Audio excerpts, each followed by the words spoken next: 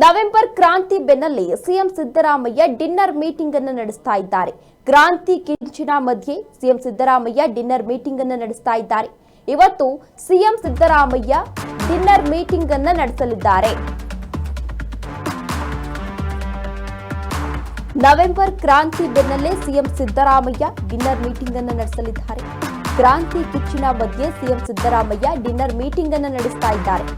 ಇವತ್ತು CM Siddaramaiah dinner meeting ಅನ್ನ ನಡೆಸಲಿದ್ದಾರೆ.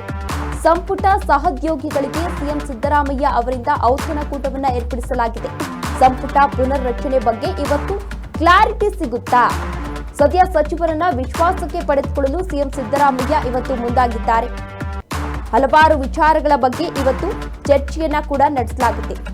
ಈಗಾಗಲೇ ವಿಪಕ್ಷ ನಾಯಕರು ನವೆಂಬರ್ ಕ್ರಾಂತಿ ಅಂದ್ರೆ ನವೆಂಬರ್ನಲ್ಲಿ ಎಲ್ಲವೂ ಬದಲಾಗುತ್ತೆ ಅನ್ನೋ ಮಾತುಗಳನ್ನ ಹೇಳಿದ್ರು. ಆ ವಿಚಾರಕ್ಕೆ ಸಂಬಂಧಪಟ್ಟಂತೆ ಇವತ್ತು ಸಿಎಂ ಸಿದ್ದರಾಮಯ್ಯ ಮೀಟಿಂಗ್ ಅನ್ನ ನಡೆಸಲಿದ್ದಾರೆ. ಅಂದ್ರೆ ನವೆಂಬರ್ಗೆ ಕಾಂಗ್ರೆಸ್ ಸರ್ಕಾರ ಆಡಳಿತಕ್ಕೆ ಬಂದು ಹತ್ರ ಈಗಾಗಲೇ 2 ವರ್ಷ ಆಗ್ಲಿಕ್ಕೆ ಬರ್ತಾ ಇದೆ. ಈ ವಿಚಾರಕ್ಕೆ ಸಂಬಂಧಪಟ್ಟಂತೆ ಕೆಲವೊಂದಷ್ಟು ಕಾಂಗ್ರೆಸ್ನ ಸಚಿವರು ಶಾಸಕರು ಈಗಾಗಲೇ ಹೇಳಿಕೆಗಳನ್ನ ನೀಡ್ತಾ ಇದ್ರು. ಈಗಾಗಲೇ ಈ ಹಿಂದೆ BR ಪಾಟೀಲ್ ಅವರು ಕೂಡ ಹೇಳಿಕೆಯನ್ನ ನೀಡಿದ್ರು. ಅದಾದ ಮೇಲೆ ಕೆಲವೊಂದಷ್ಟು ಸಚಿವರು ಶಾಸಕರು ಈಗಾಗಲೇ ಅಸಮಾಧಾನವನ್ನ ವ್ಯಕ್ತಪಡಿಸಿದ್ರು. ನಮ್ಮ ಕ್ಷೇತ್ರಗಳಲ್ಲಿ ಯಾವುದೇ ರೀತಿ ಅಭಿವೃದ್ಧಿ ಆಗ್ತಾ ಇಲ್ಲ ಅನ್ನೋ ರೀತಿಯಲ್ಲಿ ಹೇಳಿಕೆಗಳನ್ನ ನೀಡ್ತಾ ಇದ್ರು. ಅದರ ಜೊತೆಗೆ ಸೆಪ್ಟೆಂಬರ್ನಲ್ಲಿ ಎಲ್ಲವೂ ಕೂಡ ಬದಲಾಗುತ್ತೆ ಅಂತ KN ರಾಜಣ್ಣ ಅವರು ಒಂದು ಹೇಳಿಕೆಯನ್ನ ನೀಡಿದ್ರು.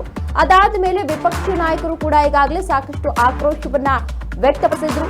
ಈಗಾಗಲೇ ವೇಣುಗೋಪಾಲ್ ರವರು ಕೂಡ ಈಗಾಗಲೇ ರಾಜ್ಯಕ್ಕೆ ಆಗಮಿಸಿ ಸರಣಿ ಸಭೆಯನ್ನ ನಡೆಸಿ ಏನೇನು ಸಮಸ್ಯೆ ಇದೆ ಎಲ್ಲವನ್ನ ಕೂಡ ಬಗೆಹರಿಸೋ ಪ್ರಯತ್ನವನ್ನ ಕೂಡ ಮಾಡಿದ್ರು. ಸುರ್ಜೇವಾಲಾ ಅವರು ಕೂಡ ಈಗಾಗಲೇ ರಾಜ್ಯಕ್ಕೆ ಆಗಮಿಸಿ ಸರಣಿ ಸಭೆಯನ್ನ ಮಾಡಿ ಕೆಲವೊಂದಷ್ಟು ಸಮಸ್ಯೆಗಳನ್ನ ಬಗೆಹರಿಸೋ ಪ್ರಯತ್ನವನ್ನ ಕೂಡ ಮಾಡಿದ್ರು. ಈಗಾಗಲೇ ಸರ್ಕಾರ 2.5 ವರ್ಷ ಪೂರೈಸ್ತಾ ಇರುವ ಹಿನ್ನೆಲೆಯಲ್ಲಿ ಸಿಎಂ ಬದಲಾವಣೆಯ ಕೂಗು ಕೂಡ ಕೇಳಿ ಬರ್ತಾ ಇದೆ. ಸಿಎಂ ಸಿದ್ದರಾಮಯ್ಯನವರನ್ನ ಬದಲಾವಣೆಯನ್ನ ಮಾಡಬೇಕು, ಬೇರೆ ಸಿಎಂ ಮಾಡಬೇಕು ಅನ್ನೋ ಕೂಗು ಆಗಾಗ ಕೇಳಿ ಬರ್ತಾ ಇರುತ್ತೆ.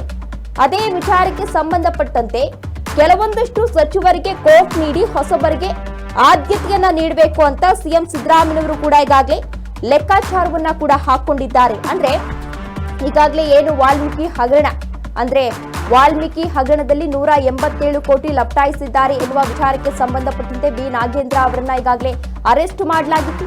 ಅವರನ್ನ ಈಗಾಗಲೇ ಸಚಿವ ಸಂಪುಟದಿಂದ ವಜಾ ಮಾಡಲಾಗಿದೆ. ಜೊತೆಗೆ ಈ ರಾಜಣ್ಣ ಏನಿದ್ರು KN ರಾಜಣ್ಣ ಅವರು ಕೆಲವೊಂದಷ್ಟು ಬಹಿರಂಗವಾಗಿ ಹೇಳಿಕೆಯನ್ನ ನೀಡ್ತಾ ಇದ್ರು. ಈಗಾಗಲೇ ಕಾಂಗ್ರೆಸ್ನ ನಾಯಕ ರಾಹುಲ್ ಗಾಂಧಿ ಅವರು ಒಂದು ಆರೋಪವನ್ನ ಮಾಡಿದ್ರು. ಮತಗಳ್ಳತನ ಆಗಿದೆ, ಕಳೆದ ಲೋಕಸಭಾ ಚುನಾವಣೆಯಲ್ಲಿ ಮತಗಳ್ಳತನ ಆಗಿದೆ ಎನ್ನುವ ಆರೋಪವನ್ನ ಮಾಡಿದ್ರು. ಆ ವಿಚಾರಕ್ಕೆ ಸಂಬಂಧಪಟ್ಟಂತೆ ಹೋರಾಟವನ್ನ ಮಾಡಿದ್ರು.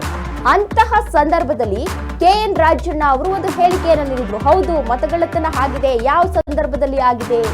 ನಾವು ಆಡಳಿತದಲ್ಲಿ ಇದ್ದಂತಹ ಸಂದರ್ಭದಲ್ಲೇ ಮತಗಳ್ಳತನ ಆಗಿದೆ ಅಂತ KN ರಾಜಣ್ಣ ಅವರು ಒಂದು ಹೇಳಿಕೆಯನ್ನ ನೀಡಿದ್ರು. ಅದು ಹೈಕಮಾಂಡ್ನ ಕೆಂಗಣ್ಣಿಗೆ ಗುರಿಯಾಗಿತ್ತು. ಅದಾದ ಬಳಿಕ ಈಗಾಗಲೇ ಸಚಿವ ಸಂಪುಟ ಸಭೆಯಿಂದ ಅಂದ್ರೆ ಸಚಿವ ಸಂಪುಟದಿಂದ ಈಗಾಗಲೇ ರಾಜಣ್ಣ ಅವರು ಸಚಿವ ಸ್ಥಾನದಿಂದ ವಜಾ ಮಾಡಲಾಗಿದೆ. 2 ಸಚಿವರನ್ನ ಈಗಾಗಲೇ ವಜಾ ಮಾಡಲಾಗಿದೆ. ಇನ್ನು ಇದೇ ವಿಚಾರಕ್ಕೆ ಸಂಬಂಧಪಟ್ಟಂತೆ ಇವತ್ತು ಸಿಎಂ ಸಿದ್ದರಾಮಯ್ಯನವರು ಒಂದು ಡಿನ್ನರ್ ಮೀಟಿಂಗ್ ಅನ್ನ ಕರೀತಾ ಇದ್ದಾರೆ.